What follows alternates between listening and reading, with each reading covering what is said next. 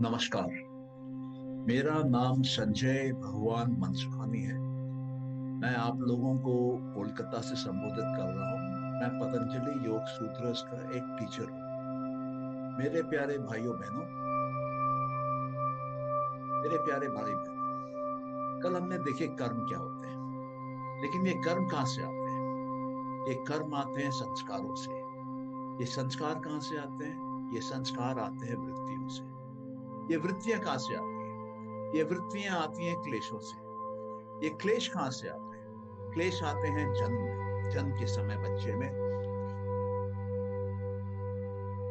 जब मृत्यु होती है तो जो भी हमारा अंतिम कार्मिक अकाउंट होता है, जो भी हमारे अंतिम संस्कार का अकाउंट होता है, उसी के आधार पे हमारे क्लेश भी तैयार होते हैं। तो आप ये देखेंगे कि क्लेश जो कि योग के मार्ग में बाधाएं हैं, वो जन्म के समय आती हैं।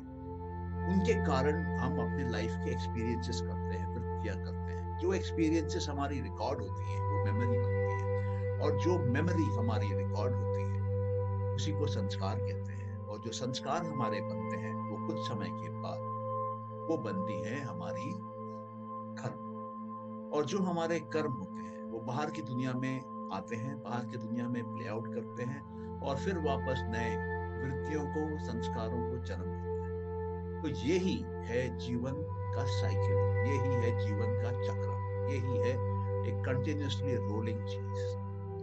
अभी संस्कार भी आप ऐसे समझ सकते हैं कि दो प्रकार के होते हैं। एक वो संस्कार होते हैं जो संस्कार हमारे अंदर, हमारे चित्त के अंदर, हमारे सबकॉन्शियस माइंड में एक सब्लिमिनल इम्प्रेशन, एक अंदर में इम्प्रेशन की तरह रहते हैं। वो अभी तक एक्टिव नहीं हुए, वो अभी कॉन्स्टेंटली प्ले आउट नहीं कर रहे। और एक वो संस्कार होते हैं जो कि बाहर हमारे जीवन में रेगुलर बनते हैं, रेगुलर प्ले आउट करते हैं, और रेगुलर कार्मिक अकाउंट होते हैं। तो संस्कार दो प्रकार के होते हैं। एक जो हर क्षण हर पल हम एक्सपीरियंस करते हैं, रिकॉर्ड करते हैं, जिसके कर्म बन सकते हैं। और एक वो जो कि एक एक परत के नीचे, एक सबकॉन्शियस माइंड के लेयर के नीचे, एक सब्लिमिनल इम्प्रेशन के तौर पे वो अंदर रहते हैं। तो सब्लिमिनल इम्प्रेशन के तौर पे जो अंदर हैं वो बीज के रूप में है, वो अभी तक प्रफुल्लित नहीं हुए, वो अभी तक अंकुरित नहीं हुए। तो ये हो सकता है कि हमारे आने वाले जीवन में आगे जाके कहीं ना कहीं ये अंकुरित हो। अब मान लीजिए कि हमारे अंदर किसी जन्म में सब्लिमिनल इम्प्रेशन बिल्ली के हैं। तो वो जो सब्लिमिनल इम्प्रेशन दिल्ली के हैं वो हमारे सबकॉन्शियस माइंड के नीचे अंदर दबे हुए रहते हैं, छुपे हुए रहते हैं।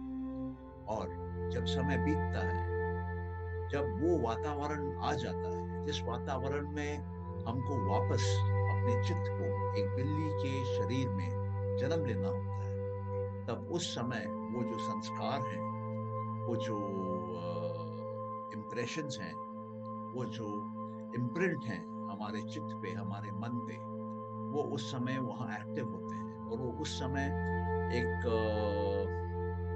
बिल्ली के अनुसार एक्सपीरियंसेस लेना चालू करते हैं, हमको समझाना चालू करते हैं, हमको अपने बारे में दिखाना चालू करते हैं।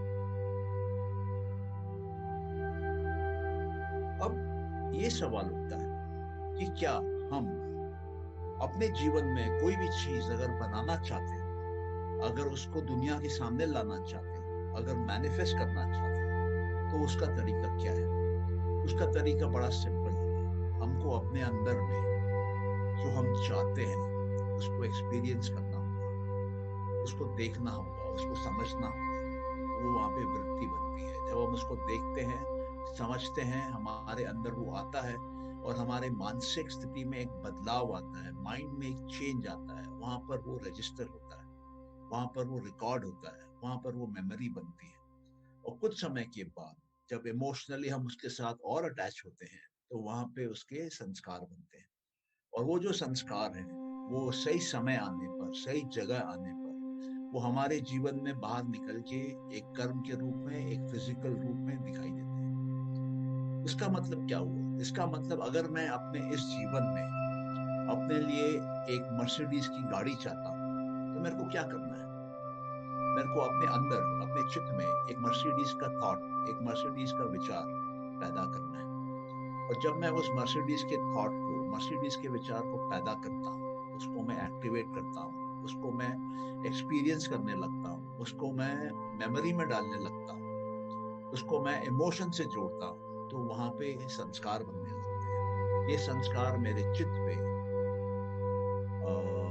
रिकॉर्ड होने लगते हैं, चित्त पे रूप लेने लगते हैं, चित्त पे वो ग्रो करने लगते हैं। और कुछ समय के बाद जब सही समय आएगा, सही वातावरण आएगा, सही लोग होंगे, सही जगह होगी, तो वो जो मेरे अंदर के संस्कार हैं वो बाहर निकल के वो मर्सिडीज की गाड़ी बन जाएगी। और मेरे को वो गाड़ी अपने जीवन में दिखाई देगी और औरों को भी, मेरे आसपास जो है उनको भी अपने जीवन में वो गाड़ी दिखाई देगी। अब मान लीजिए कि कोई है, वो आज अपने जीवन में एक फैक्ट्री चला रहा है और से प्लाईवुड बना रहा है, और उसके मन में इच्छा है कि मैं जो ये प्लाईवुड बनाता हूँ, मैं भारत का बड़े जो निर्माता है उसमें मेरा नाम है।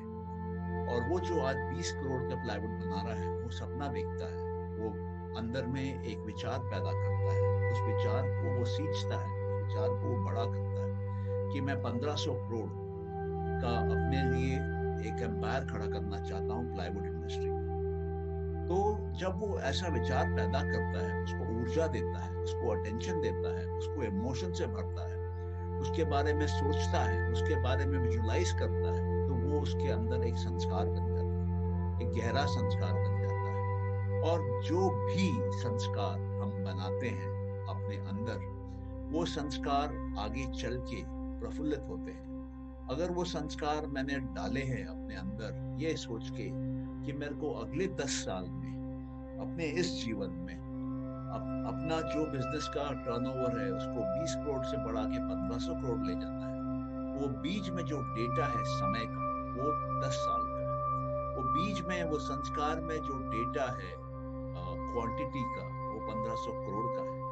तो जब जिस प्रकार का हम बीज डालेंगे उसी प्रकार का फल लगता है। अगर हम आम का बीज डालते हैं तो आम का फल लगता है, अगर हम बबूल का बीज डालते हैं तो बबूल का पेड़ लगता है। लेकिन सवाल ये है कि आम का बीज डालने से सिर्फ नहीं होता है। आम का बीज डालने से आम का पेड़ आ सकता है, लेकिन कब आएगा? वो तब आएगा जब हम उस आम के बीज के अनुसार सारी सुविधाएं उसको देंगे, उसको सही तरह की मिट्टी देंगे, सही तरह का पानी देंगे, सही तरह की धूप देंगे, सही तरह का उसको वायु देंगे, सही तरह का उसको खाद देंगे, सही तरह का उसको प्रोटेक्शन देंगे, तब जाके वो आम का पेड़ वहां लगता है। इसका मतलब क्या हुआ कि संस्कार और उसका जो करस्पॉन्डिंग कर्म है, उसके बीच में एक प्रोसेस है, उसके बीच में एक रास्ता है। उस रास्ते पे जो जो चीजें करना अनिवार्य है, जो जो चीजें करना जरूरी है, वो हमको करना पड़ेगा, तभी जाके वो फल लगेगा, वो कर्म लगेगा जो हम चाहते हैं। तो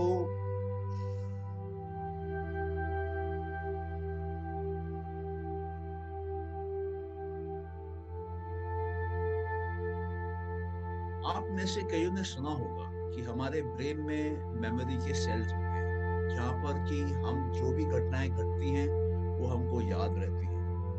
अभी एक मेमोरी का सेल, एक ब्रेन में जो मेमोरी है, ब्रेन में जो हमारी याददाश्त है, वो और एक संस्कार, इन दोनों में कोई बहुत ज्यादा फर्क नहीं होता है। दोनों ही एक किस्म से आइडेंटिकल होते हैं, दोनों में ही एक बड़ा कनेक्शन होता है। और ये भी हो सकता है कि जो हमारी मेमोरी है और जो हमारे संस्कार हैं, उनके अंदर में फर्क हो सकता है, उनके अंदर में समय का फर्क हो सकता है, जिस जिस जगह पर वो आए उसका फर्क हो सकता है, जिस जन्म में वो आए उसका फर्क हो सकता है। कहने का मतलब ये है कि हमारे अंदर में एक मेमोरी है और हमारे अंदर में एक संस्कार है।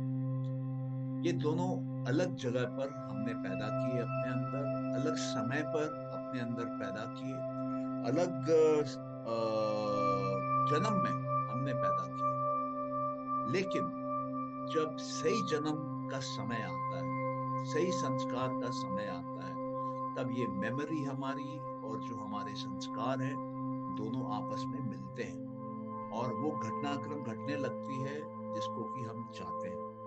मतलब आप इस प्रकार से कुछ समझ सकते हैं कि मान लीजिए आज से 100 जन्म पहले मेरे अंदर ये क्वालिटी थी कि मैं राजा बन सकता था, और आज भी मेरे अंदर में वो मेमोरी है और मेरे अंदर में आज के जीवन में वो संस्कार पैदा होते हैं। वो दोनों आपस में मेल खाते हैं, दोनों आपस में ट्यूनिंग में आते हैं और मेरे जीवन में वो घटना फिर घटने लगती है। मेरे जीवन में उस प्रकार का रिजल्ट आने लगता है और मेरे जीवन में मैं जो चाहता हूँ वो कर सकता हूँ।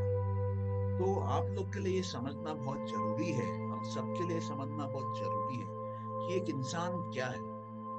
एक इंसान एक मशीन है जो कि मेंटल इनपुट लेता है और फिजिकल आउटपुट देता है।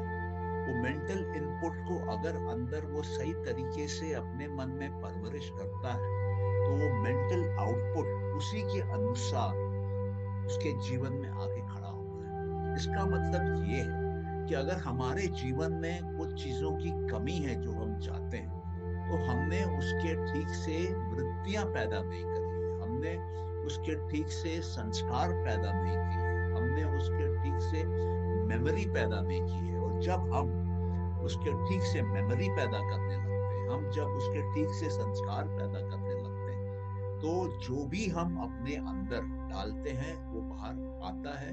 जिस रूप में डालते हैं उस रूप में आता है, जिस प्रकार से हम उसको चाहते हैं उस प्रकार से आता है।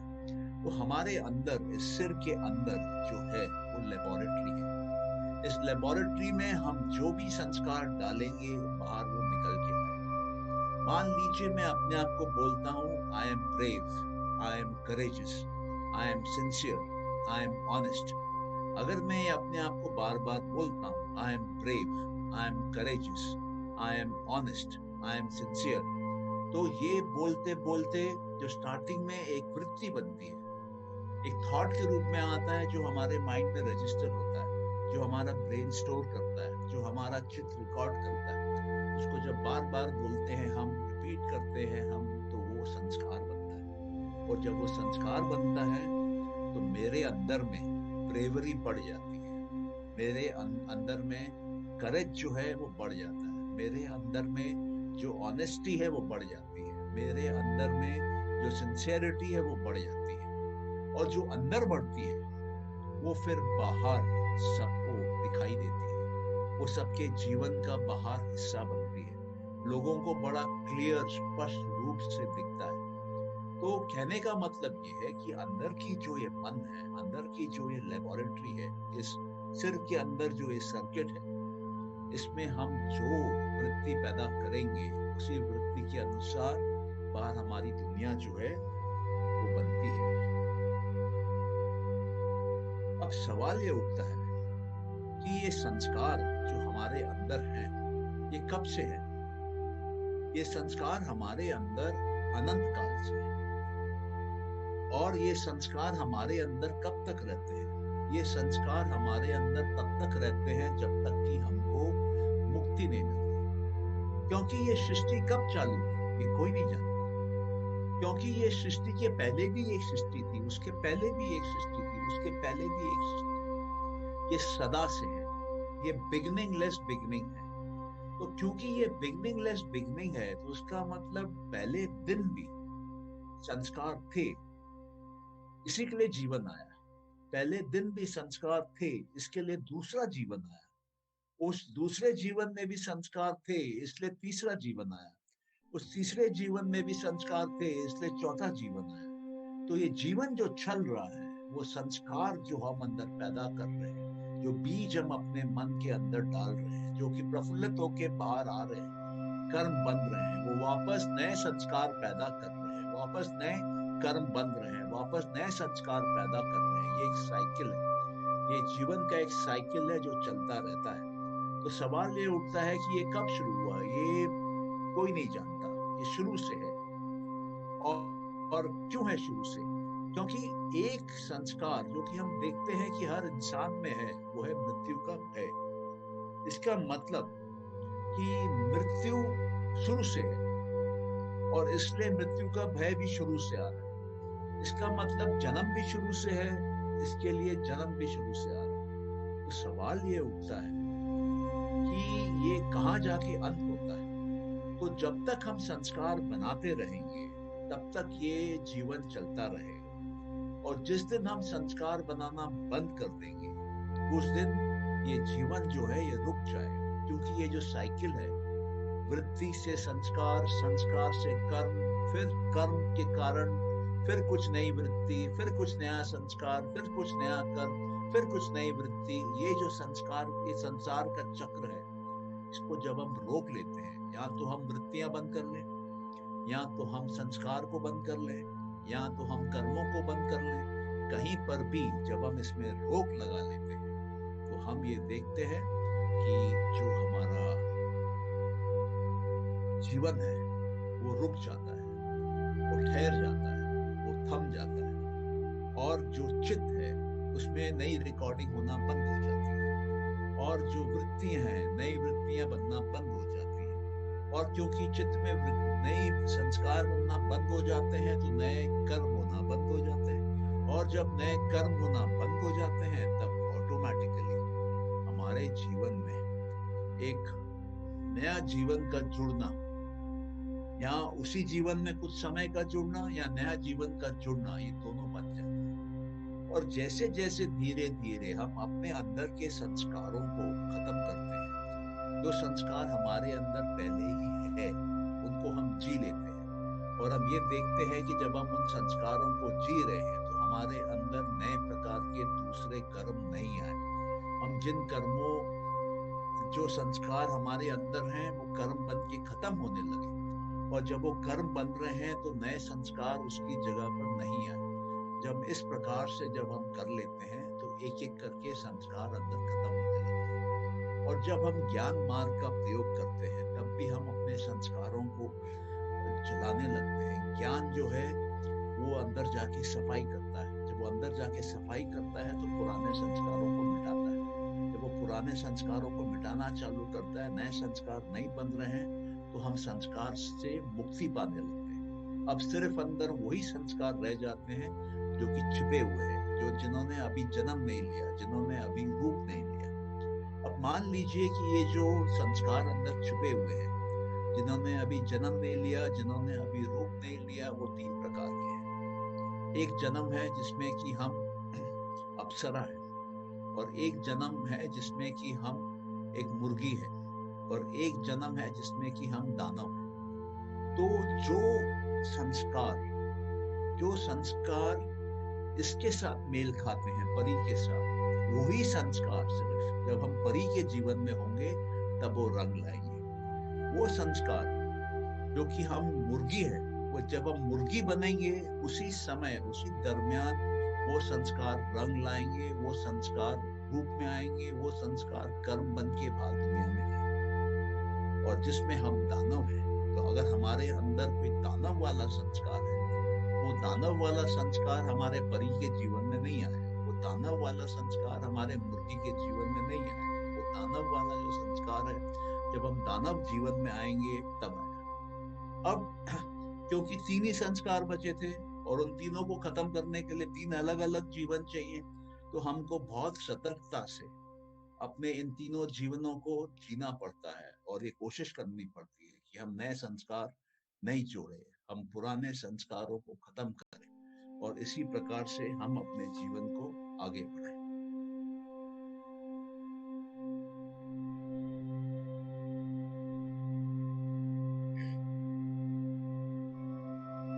संस्कार जो है उसका कोई ना कोई कारण होना चाहिए, तभी संस्कार रहेगा। संस्कारों का अगर आप देखेंगे कि कारण खत्म हो जाता है तो संस्कार नहीं रहेंगे। दूसरा, संस्कार जो है उसका कोई पर्पस होना चाहिए। अगर हमारे अंदर उस संस्कारों का कोई पर्पस नहीं है तो संस्कार जो है वो मिट जाएगा, वो गायब हो जाएगा। तीसरा, संस्कार जो है वो कहाँ रहता है? वो मन में रहता है, वो चित्त में रहता है। अगर हम किसी तरह से अपने आप को मन से मुक्त कर लें, जैसे कि समाधि में किया जाता है, समाधि में धीरे धीरे धीरे धीरे मन को सुलाया जाता है, तो अगर हम मन को हटा दें तो भी संस्कार जो हैं वो मिट जाते हैं। और ऑब्जेक्ट ऑफ अवेयरनेस, जिसके ऊपर हम ध्यान लगाते हैं, जिस कारण से हमारे अंदर वो वृत्ति आती है, वो मेंटल फ्लक्चुएशन आता है, वो एक्सपीरियंस आता है, वो ही अगर ना तो भी संस्कार नहीं बनते हैं। तो हमने देखा कि संस्कार के लिए कोई ना कोई कारण चाहिए, तभी जाके संस्कार बनेगा। दूसरा हमने देखा कि संस्कार के लिए कोई ना कोई मोटिव चाहिए, कोई ना कोई चीज उससे पूरी होनी चाहिए, उसी के लिए संस्कार बनेगा। तीसरा हमने देखा कि संस्कार कहाँ रहता है, संस्कार रहता है मन में। तो जब संस्कार मन में रहता है और हम मन को ही हटा देंगे तो संस्कार पूरी तरह से हट जाते हैं।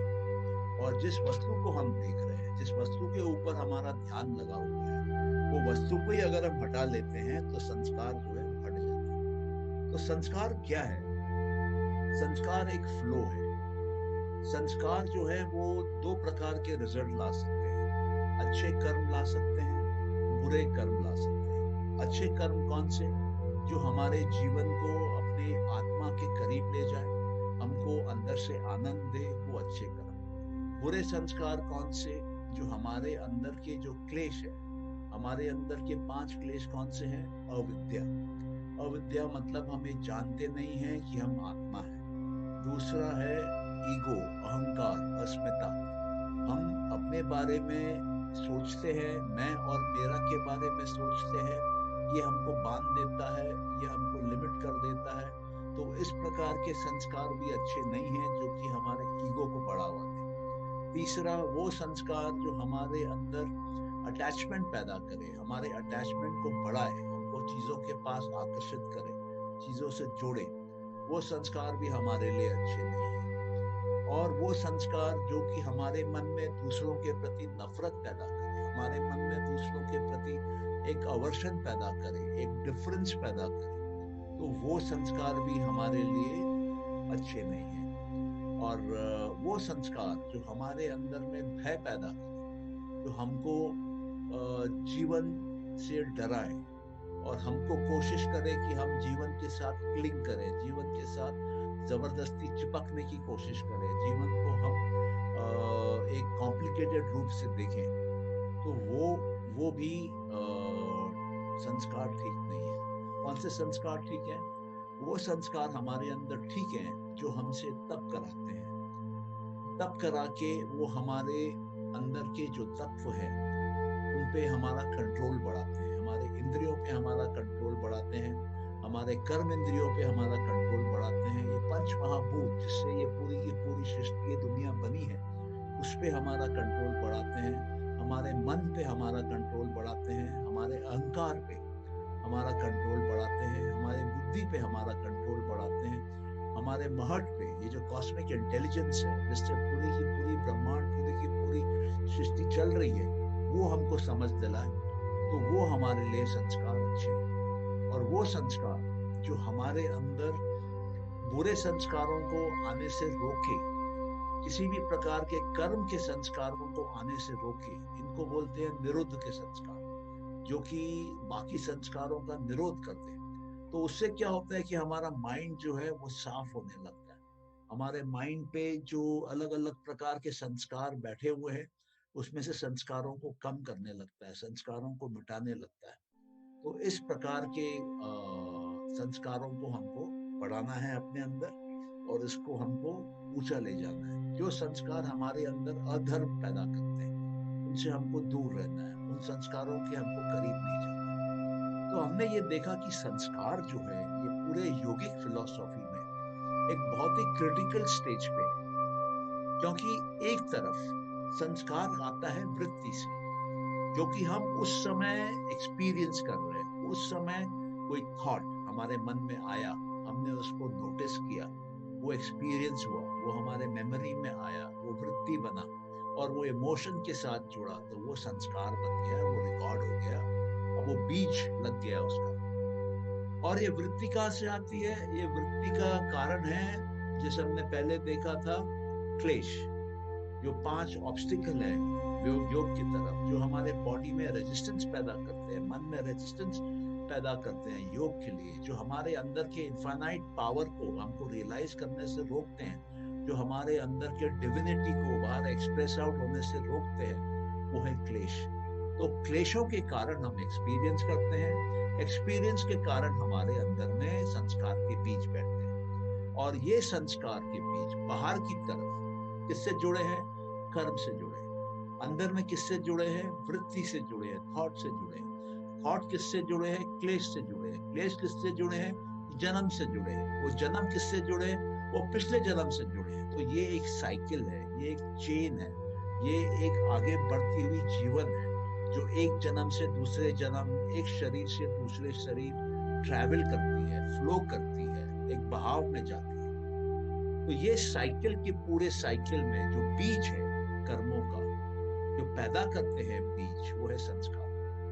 और जब हम संस्कारों पे नियंत्रण कर लेते हैं, संस्कारों को शून्य कर लेते हैं, संस्कारों को बंद कर लेते हैं, संस्कारों की वृत्ति पे हम कंट्रोल कर लेते हैं, तो वहां पर हमारा जीवन 100%, 100% हमारे कंट्रोल में आ जाता है, हमारे मुट्ठी में आ जाता है। और तब हम जीवन और मृत्यु के चक्कर में जो फंसे हुए रहते हैं, उससे हम मुक्ति पा लेते हैं। अब हम प्रकृति के जितने भी रूप हैं, सबसे मुक्ति पा लेते हैं।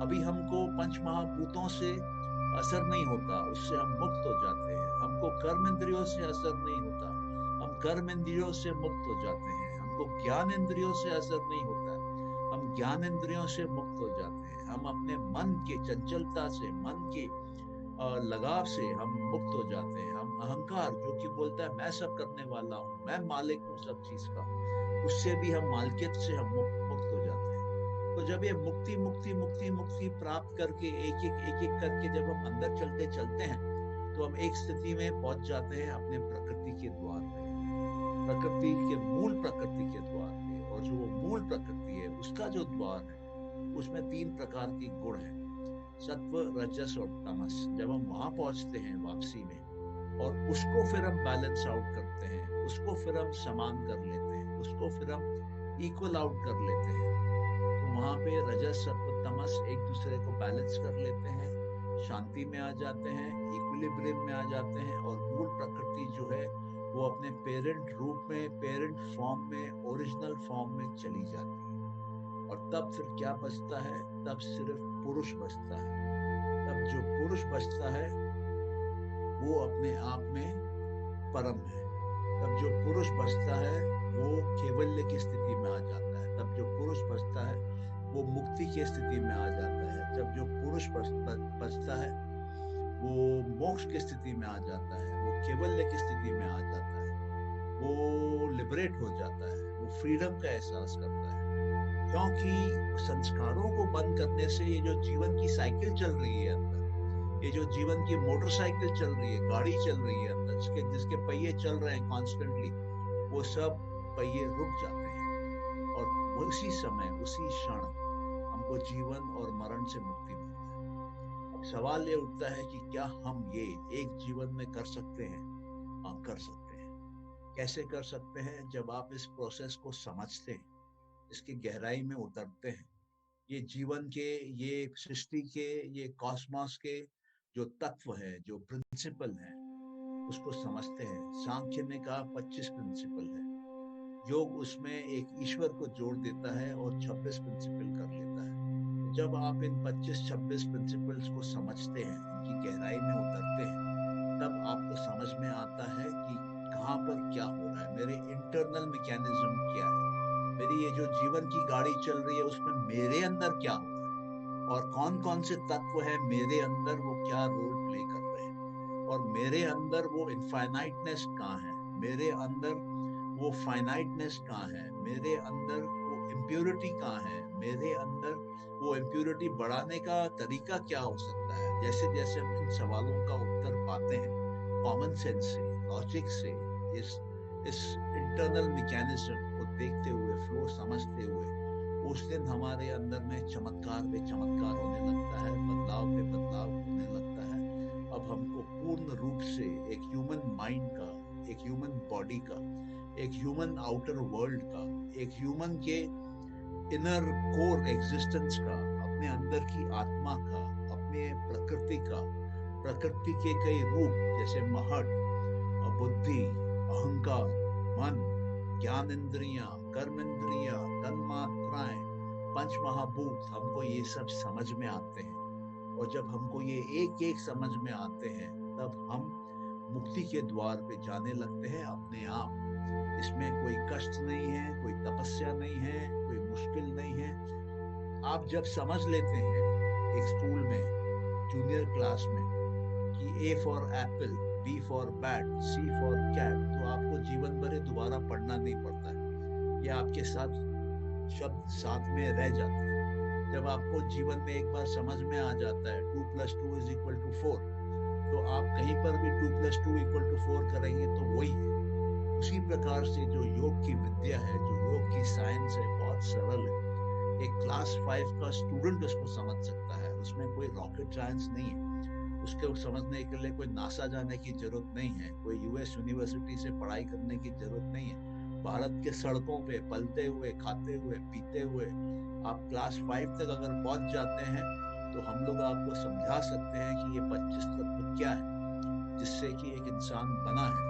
एक 25 तत्व क्या है जिसके अंदर इंसान का पूरा सृष्टि है, पूरा का पूरा ब्रह्मांड है।